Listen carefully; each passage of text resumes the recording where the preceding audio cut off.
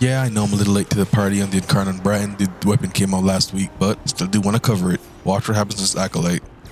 And with just a few shots, he gets sent right to Brazil. So with the Incarnon Braton, it works just like every other Incarnon weapon. You get your headshots, you unlock the Incarnon form, and you get explosive bullets when you transform it.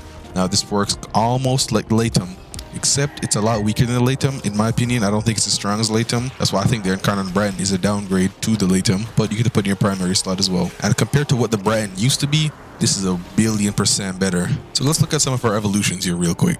And here's our evolutions.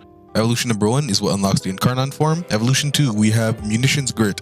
Increased damage by +2, multi-shot consumes ammo directly from capacity and increases damage by +54% and +20% multi-shot. This is a pretty good one.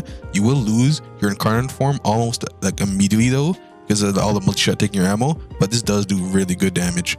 The second option we have is called Daring Reverie, which increases damage by +4 with channeled ability active, increased damage by +38, and +50% ammo efficiency. I'm not going to really take this one because I want this weapon to be able to be used on every Warframe I have. And on top of that, I've already heard that this doesn't really work that well, like it's bugged kinda. So we're going to be taking Munitions Grit.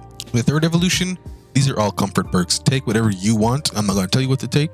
I will be taking Gunsmoke Pickup though. For the on punch through hit, 20% chance for 10% ammo restored. And these are just the other options if anyone was interested. Doesn't really matter what you take. For the final evolution, we have Critical Parallel. Increases crit chance by +18% and critical damage by +0.2. Now this is the one we're going to be taking for our build.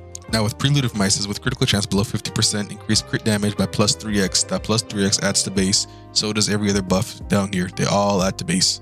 So yeah, this one doesn't look really useful for us, so we're going to skip this. Now the final choice we have is Survivor's Edge, which increases crit chance by +10% and increases status chance by +14%. Now, while I think that this is the best, I'm not going to be using it because status chance is literally useless because we're forcing bleeds through Hunter's Munition. So the only status we need to actually apply is Viral, and this weapon's status chance alone is good enough to apply enough Viral for us. And just from the evolutions alone, we're getting a whole bunch of extra numbers added onto this weapon's base damage, and that's going to allow the weapon to perform like it never has been before. Let's take a look at my build and see what I'm running. So all weapon builds should start out with your damage and multi-shot. And since it's a critical weapon, we should get some crit chance and crit damage in here. We can add Galvanized Aptitude because this weapon has a very nice 54% status chance with this on, and it'll add even more base damage for us. The star of every critical weapons build ever since its release, Hunter's Munition. So now we're going to go ahead and add Viral to weapon, and I'm going to do that by adding a rank 4 infected clip because I did not feel like 4ring my weapon anymore. And we're also going to add cryo rounds. That'll give us Viral and we're done. Now note, especially with bleed weapons, Bane mods are very good. I don't feel like swapping out my mods every time I'm fighting a different faction, so that's why I'm not using it.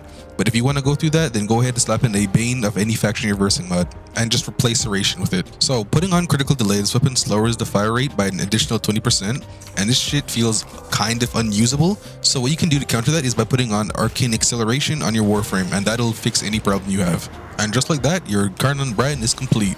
Who would have ever thought that we would be taking the Braton into Steel Path? Now in the background gameplay, I also have some Warframe buffs. I would strongly suggest bringing in Warframe buffs for this weapon because it's not as good as the Strun or even the Latron. Well, everything I want to cover, I think I've covered. I'm releasing content on Warframe almost every day. If that's what you want to see, feel free to subscribe. It's been your boy Tyrone, and I'm logging out. Peace.